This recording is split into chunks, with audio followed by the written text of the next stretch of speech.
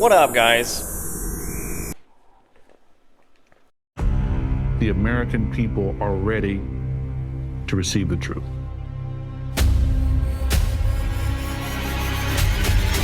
Humanity is not the only intelligence in the universe. Humanity is not the only intelligent species. We are absolutely not alone. Non-human intelligence exists. UAPs are real, they're here, and they're not human.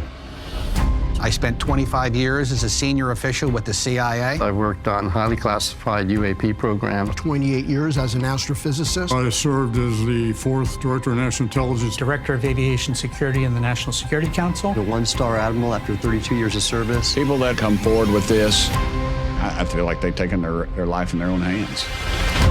I was recruited to a highly sensitive government program that investigated unidentified aerial phenomenon to collect and reverse engineer vehicles not made by humans. I have seen with my own eyes non-human craft and non-human beings.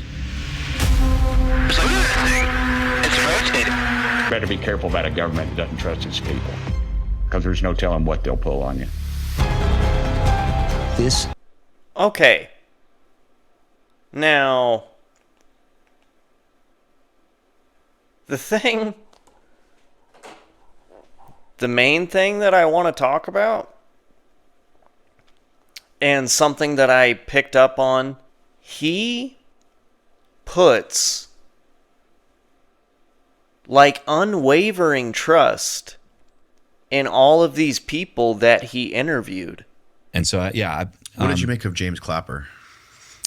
I think that James Clapper, the interview he did, was him attempting to come clean with the American public in the only way he could. I just think it's important to keep in mind some of that stuff, the history of these people, because even if somebody is a military general and at the top of the food chain of the American government or intelligence organization, doesn't always mean, in fact, almost never means they're going to tell you the truth.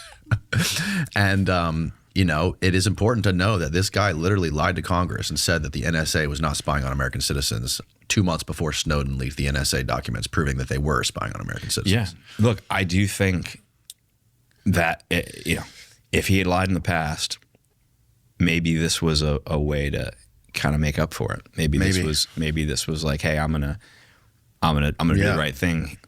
Especially Lou Elizondo.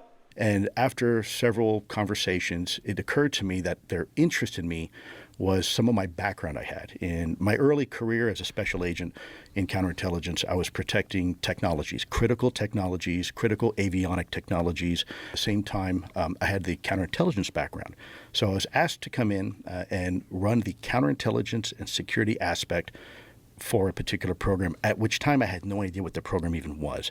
Frankly, I don't think about UFOs. I really don't have the luxury to think about them. I'm too busy, working intelligence operations and whatnot. I wasn't into the Star Trek or the Star Wars like a lot of people were. So that was not my disposition. And all of these other people, well, for the most part, I'll get into that in a second. Most of these people, I think, are kind of doing the same thing that I just laid out with Lou Elizondo. But some of them, I think they know damn well that they're lying about stuff. But a lot of them, like Tim Burchett, I think he is a very honest person. And I think he is earnestly trying to inform the public and uncover the truth. The sad truth of the matter, I think, is that all of these people that claim to know all of these things are feeding bullshit to people like Tim Burchett, and then he goes out and relays all of that bullshit, but he does it in his earnest way, and then it's more believable. He kept on saying, why? What would be the motive that for all of them to get together and construct this story and lie about it, put it on to all of these military contractors so the government and all of them don't have to answer for all of the lying and deception. I never knew this up until what happened, what I'm going to tell you, happened a few months ago. And all my cousins, just like my brothers and sisters, they're all a lot older than me. And his side of the family, from my mom's side, we're all from California, but we left and came to Idaho a long time ago, and they stayed. I've met them, that side of the family and those cousins. I've met them several times, but hasn't been not in many years. When I was a lot younger, they used to come to Idaho and stuff, but so my cousin, he used to be in the Army, or I think it was the Air Force actually, some branch of the government, military, and he did that for a while, and then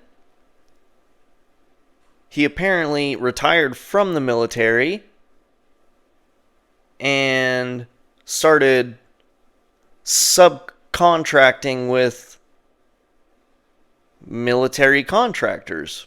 And I know this because, and it was weird at the time too, because when this happened, there was some very strange things going on in my life personally. So when my dad started telling me all of this, I was like, very interesting. Just out of the blue, and my sister called him and said, "Go check your front door. Are you home?" My dad was like, "Yeah." Went to the front door. There he is, just sitting at the front door. Standing at the front door. Could you imagine? He's just sitting on the ground. But my dad's like, "Oh, hey. How's it going? I haven't seen you in years." And he had like some vacation or something. And they like went to Yellowstone the following day and had a whole day out of it. But my dad was going on to tell me that he left the military, retired from that, and then he started doing contracting with Raytheon, Northrop Grumman, I think even Lockheed Martin, and that he was working on drone technology, unmanned like drone tech, and that he like lives in Guam. He has a place in Guam, I think, and then also in Japan. He probably knows some very strange things, dude.